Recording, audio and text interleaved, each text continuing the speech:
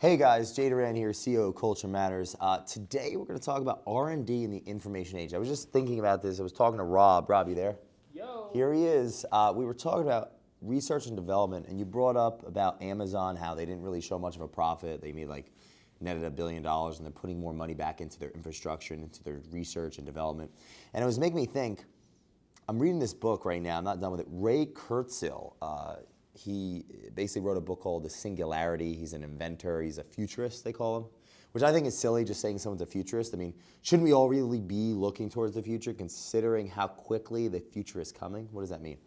Well, look at your phone right now and look at everything that you use every day. Google, Facebook, Instagram, Snapchat, all the apps. They didn't exist 15 years ago. Yeah, it's wild. So, and with the population, people living longer, there's so many people that aren't young on this planet. So that means their whole life that comprises, their whole life is literally on things that was just created. Think about that. If you're more than 30 years old, 15 years ago, nothing that we use today was even around. So where am I going with this?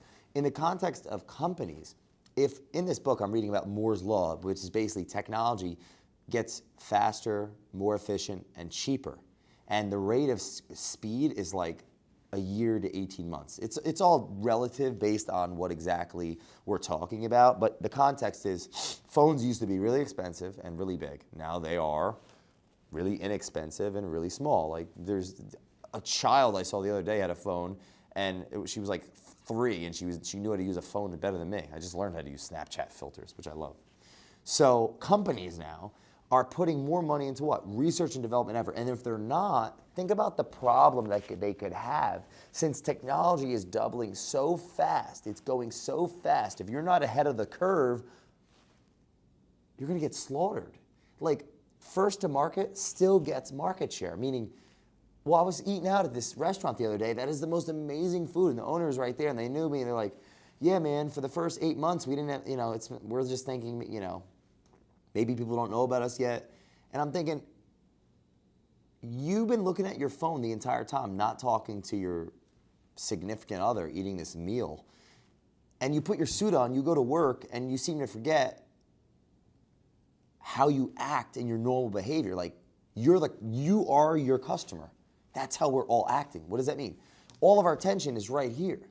So if all of our attention is right here, but no one seems to realize it, then all you got to do is get where the attention is. You got to get your story of your store on Facebook if that's where their attention is. You got to get the story of your business on Snapchat if that's where your consumer's attention is. What does that mean? Their interest and their age group and their demographic. You got to get in front of them. So right now, why would a company want to be taking a profit just for themselves if literally everything is doubling so fast? They got to spend money on research and development because they need to be on the next app. Look at Instagram with the Instagram stories. Look at every app trying to copy what the new app does. They're all going towards the filters and the Snapchat and everything that Snapchat started first. Because they know that they have to, or else they're going to lose big time. So I guess the takeaway on this video is appreciate that everything that we know, we won't know. Everything that we know is irrelevant. Because by the time you're finished talking in your sentence, technology is going so quickly. The stuff you learn in college, your 4-year course, is already antiquated by the time you're in your 2nd year. So oh yeah, Rob, yeah, he's right there. I think, Rob, you've learned more doing these videos with me than how many years is your school? 4, probably. All of them, yeah. So, and we only been doing this a couple months, really hard. So it's wild. So realizing that technology is in the information age is here, right? That what you know today won't be relevant in a year. Understanding that something big is coming. Not some doomsday, but the world is changing so fast. If you study history, every civilization had shifts when culture, the Renaissance, wasn't there a revolution after that? So technology and new thoughts always shift economies. They always shift business. And in business right now, get where the attention is, get on the internet, invest in your research and development. Figure out how you can make whatever you do easy for people to save them time. Or else you're going to get slaughtered.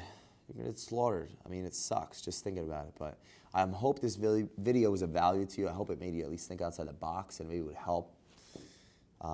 Check out Ray Kurzweil's book, The Singularity. It's from like 2005. So, I mean, that in itself is amazing because it's blown my mind reading. I mean, this guy basically said that everything that's happening right now was going to happen, but he said it 12 years ago. So that's kind of scary. I hope you guys have a great day.